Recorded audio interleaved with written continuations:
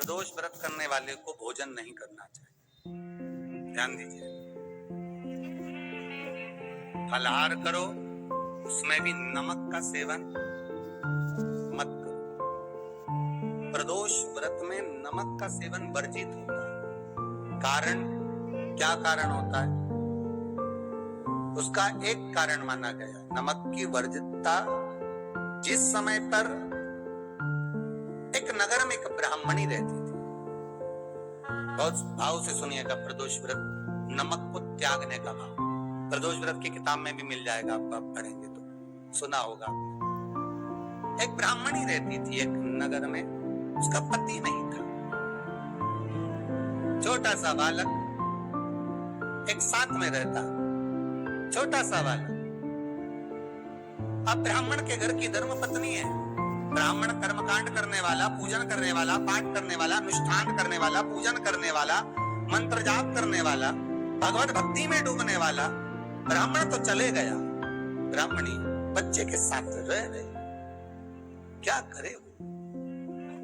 अकेली निवास कर रहे, अकेली रह रहे।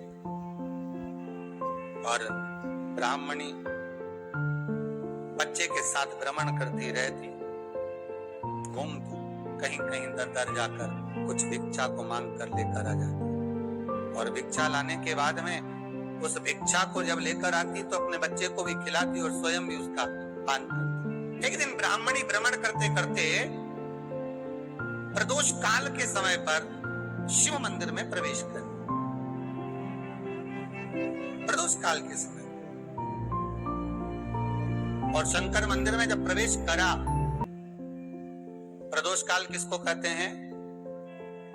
सूर्य अस्त हो रहा हो, रात्रि प्रवेश कर रही हो, दोनों का जब मिलन हो रहा हो वो प्रदोष काल कहलाता है। दोनों का जब मिलन, सूर्यास्त हो रहा, रात्रि अपना चरण बढ़ाने के लिए आगे बढ़ रही हो, और दोनों का जब मिलन हो रहा है वो प्रदोष काल है, वो प्रदोष का समय है।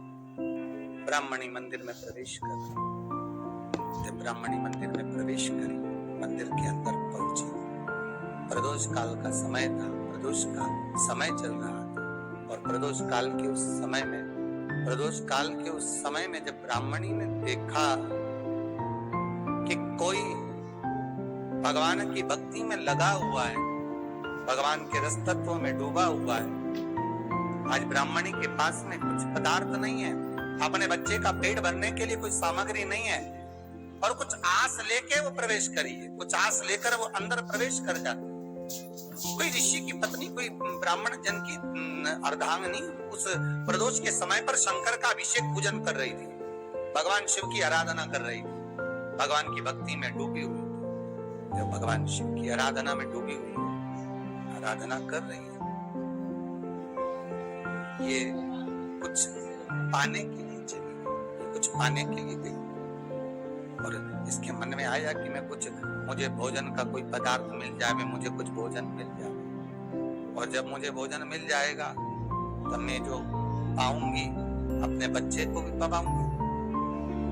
पर जिस मंदिर में वो प्रवेश करी थी, जहां पर नारी पूजन कर रही थी शंकर की प्रदोष काल में, वहां पर पड़ी हुई कुछ वस्तुओं को इस ब्राह्मणी ने मांग ली।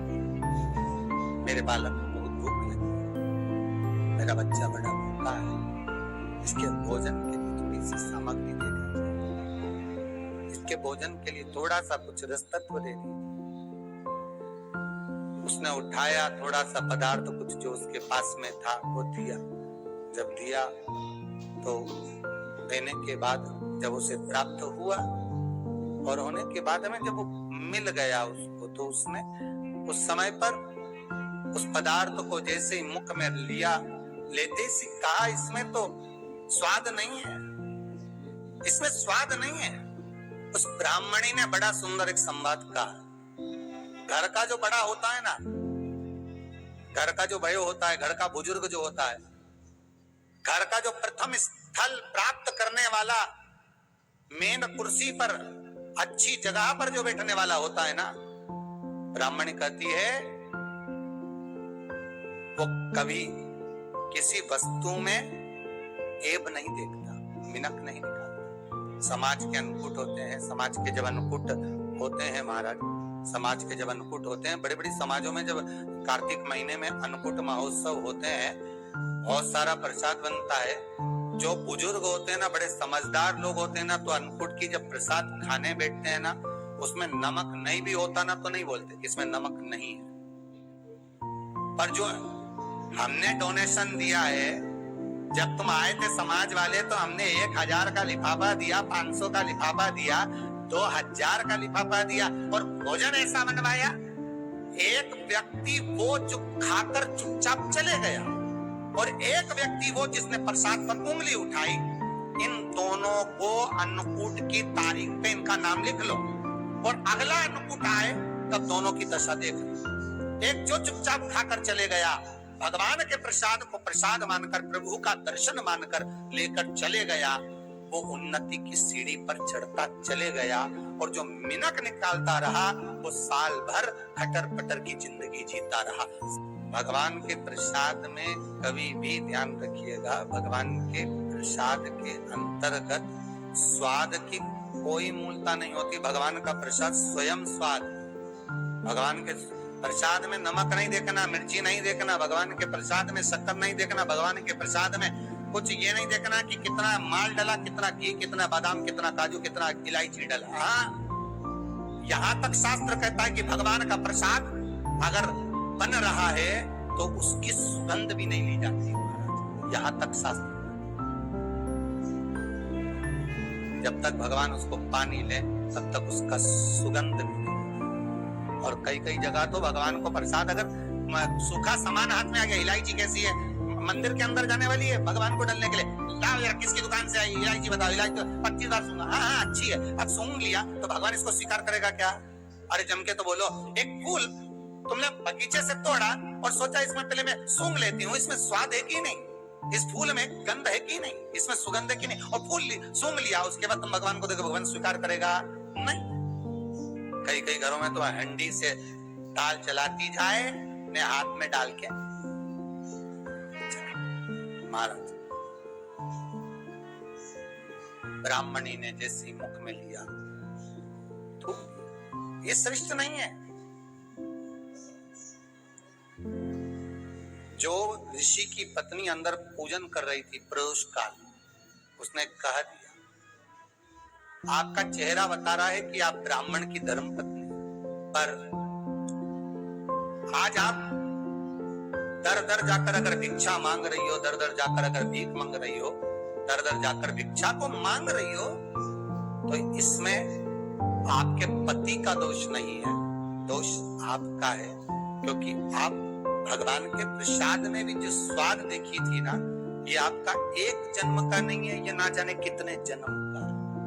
ब्राह्मणी के मस्तिष्क में बैठ गया और ब्राह्मणी के उस ना वो पक्कल में नहीं अक्कल में बैठ गया कि ये स्वाद नहीं देखा। इसलिए प्रदोष व्रत के अंतर्गत ब्राह्मणी ने उस दिन से विचार कर लिया कि जैसे आप पूजन कर रही हो, जैसे आप अर्चना कर रही हो, जैसे आप आराधना कर रही हो, ऐसी आराधना, ऐसी पूजन, ऐसी भक्ति में भी करूंगी, ऐसी आराधना में भी करूंगी। हमें स्वाद नहीं देखो। तो प्रदोष व्रत करने वाले को ध्यान रखना चाहिए कि नमक का सेवन ना करे, भोजन ना करे, फलाहार करे, हल्का आहार करे, प्रयास करे। और यदि आपने व्रत का ले लिया भोजन का कि हम तो एक टाइम फलाहार करेंगे, एक टाइम भोजन करेंगे, ऐसा भी कई लोग प्रदोष ले लेते हैं, तो वो बात आपकी है, आप तक रखो, ठीक है, अपने ठीक है, बाबा आपकी मनोकामना पूर्ण करे, भी खाओ।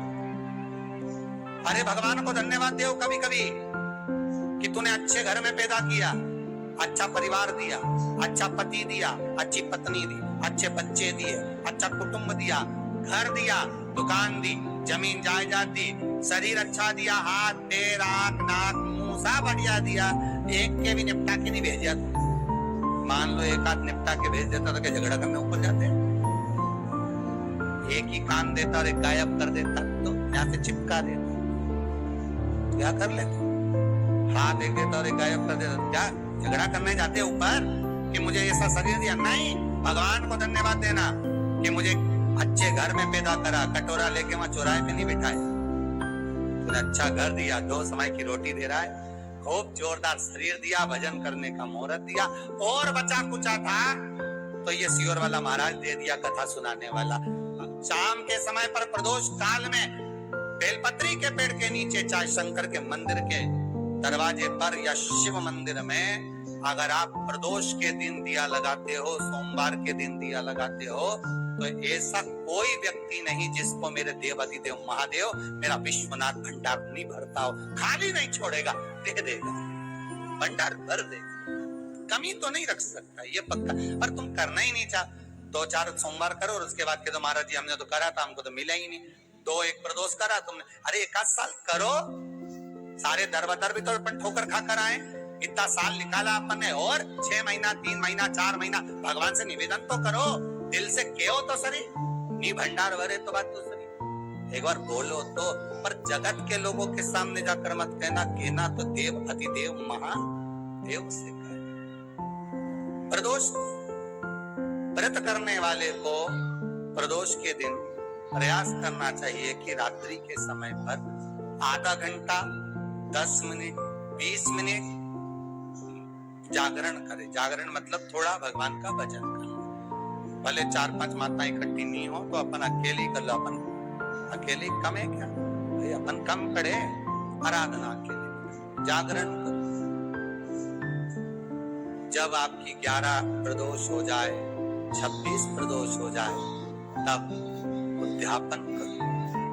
उद्यापन 2 ब्राह्मणों को जोड़े से बुलाओ, ब्राह्मणों को जोड़े से बुलाकर उनके चरणों की पूजन कर कर, आराधना कर कर, सुंदर मंडप तैयार कर कर भगवान का, उसमें सुंदर रंगोली डालकर, मंडल बनवाकर पूजन करो शंकर भगवान की। प्रदोष एक दिन पहले गणेश की आराधना करो, पूजन करो, और प्रदोष वाले दिन जो मंडल बनाए हैं पूजन अर्चना करने के लिए, जो स्थान दिया है, उसकी आराधना करो। खीर की आहुतियां दीजिए 108 बार, जो ब्राह्मण आए उनके माध्यम से मंत्रों द्वारा पूजन कराकर खीर की आहुतियां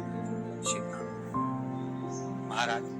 फिर ब्राह्मणों को जोड़े से भोजन कराकर, चरणों को नमन कर कर, दक्षिणा प्रदान कर कर, निवेदन कर कर ब्राह्मणों से कहें, हे ब्राह्मण देवता, आप हमें आशीर्वाद प्रदान करें कि जिस प्रदोष का हमने व्रत किया है, उस व्रत का पुण्य फल हमें प्राप्त हो।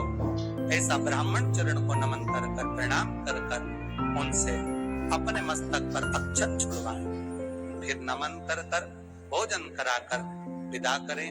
शाम को भगवान का जागरण करें। ऐसे प्रदोष व्रत का उद्यापन कर अपने जीवन को सार्थक बनाएं। ऐसा सुंदर प्रदोष व्रत का व्याख्यान वर्णन स्कंद पुराण में करा गया, वही स्कंद पुराण का प्रदोष व्रत का वर्णन आपको